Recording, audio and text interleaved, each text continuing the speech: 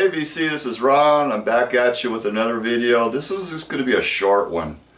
I picked up some things over the weekend at various locations around town, and I thought I would just do a showing and kind of hold you guys over till the next full-length video. I got some pretty good deals on some of these, so there's only about 6 albums I want to show, so let's get going. This is Hadley Mural presents the best Arizona garage bands 1967 to 1970, and this is a brand new release. It just came out 2015, and I really wasn't expecting much with this one. In fact, I even debated on whether or not I should buy it because I was pretty much familiar with everything that was on this. It's just basically a rehashing of stuff that's been reissued on various labels before. There was a few tracks that I was not familiar with, and being an Arizona collector, I went ahead and I got it. I would rate it about a B, simply because it's just a bare bones production.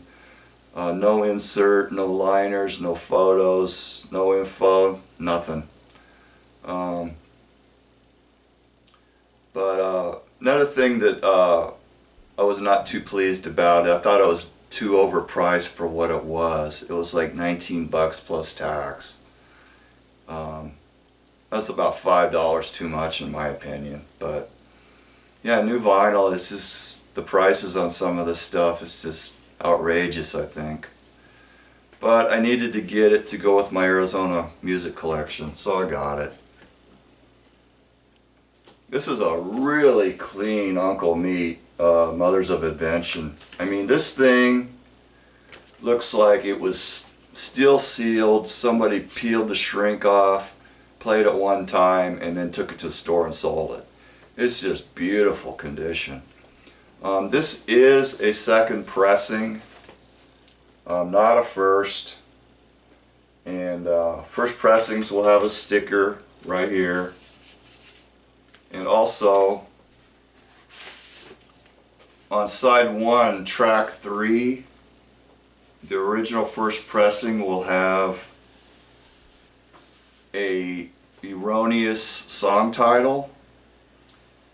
That's like something like 400 days out of the week or something to that effect. Well, the correct title was really 9 types of industrial pollution, which is on the second pressing.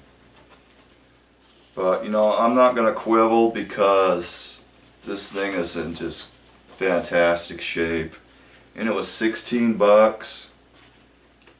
I mean, even you go buy a reissue of this, it's going to be 35 bucks plus.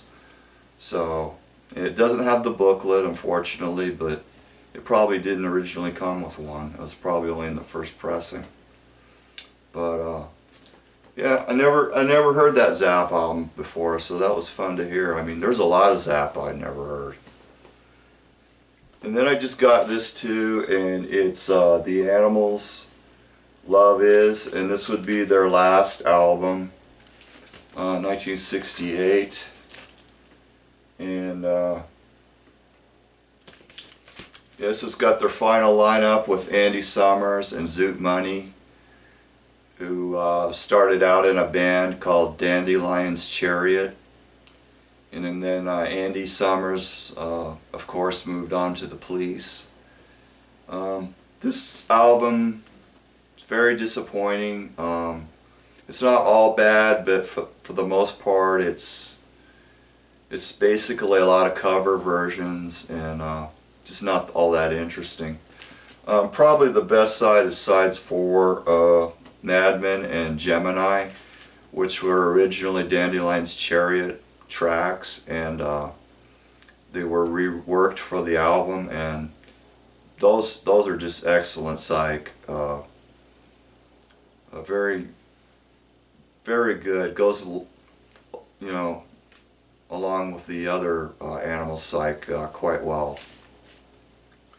But yeah, it's weird, in the UK this album was only released as a single album. And what they did was they took the first album and then they took To Love Somebody from the second album and tagged it on at the end of the album.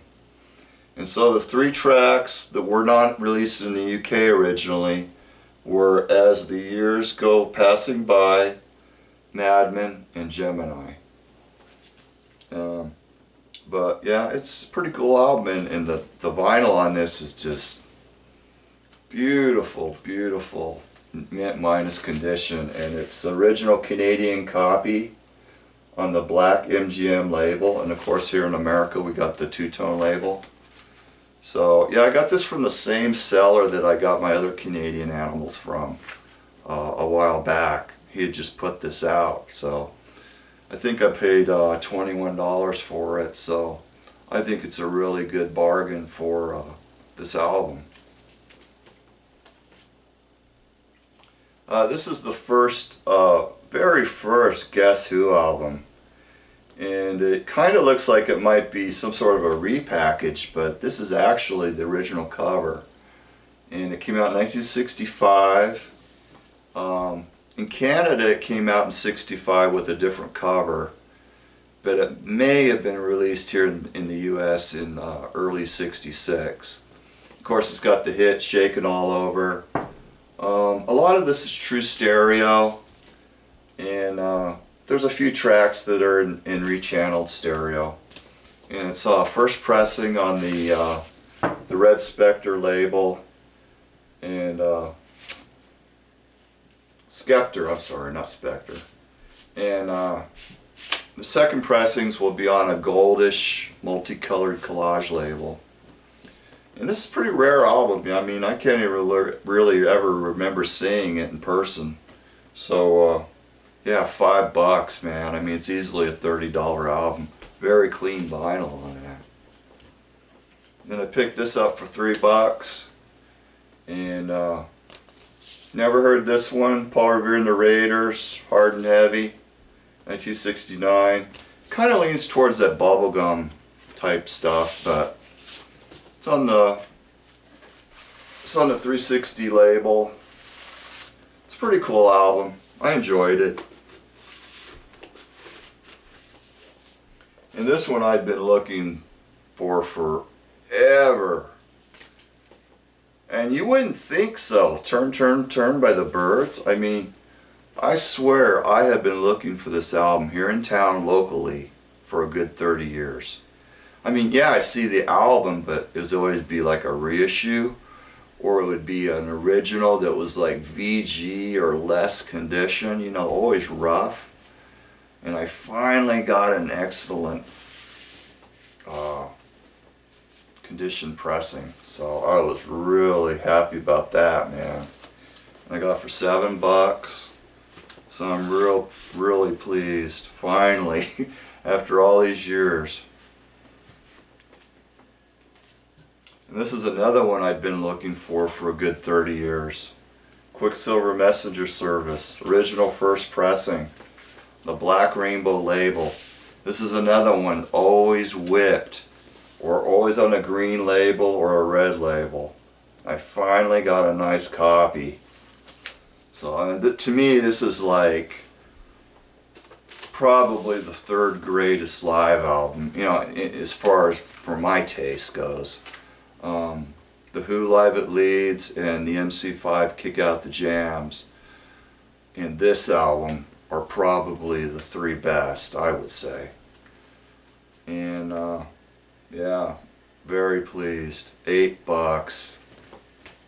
So, you know, I never hunted this album down online, but I finally got one here in town. Alright, that does it for the vinyl, and there's a book that I want to show. There's a vinyl community member, his name is Flipside CT, and I believe his name is Steven. And I was watching one of his videos, and he was asking for information from vinyl community members about Michael Bloomfield and Peter Green. He wanted to know what their better albums were. Well, I have this book that I'm going to show, and this thing has been a great help to me. And originally came out in 1997, and it's an all-music guide to rock. And this thing is just packed with album reviews of rock bands from the last 40, from the mid-50s all the way up to the mid-90s, 40 years of rock.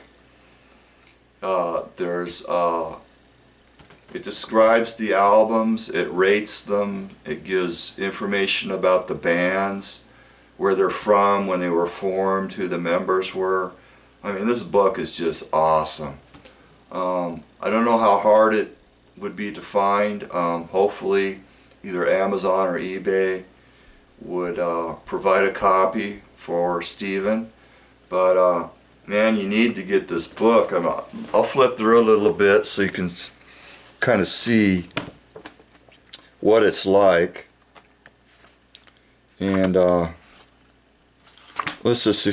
Okay, say right here, I found the MC5, and it gives a little history of the band, and then it lists Kick Out the Jams as being a 5-star album, which is classic. And then it gives it another little star right here that indicates that that is like one of the best album by them, or one of the best. It means it's just a classic album. And yeah, this book is just so cool, man. So yeah, you really need to hunt this out. It'll help you out a great deal.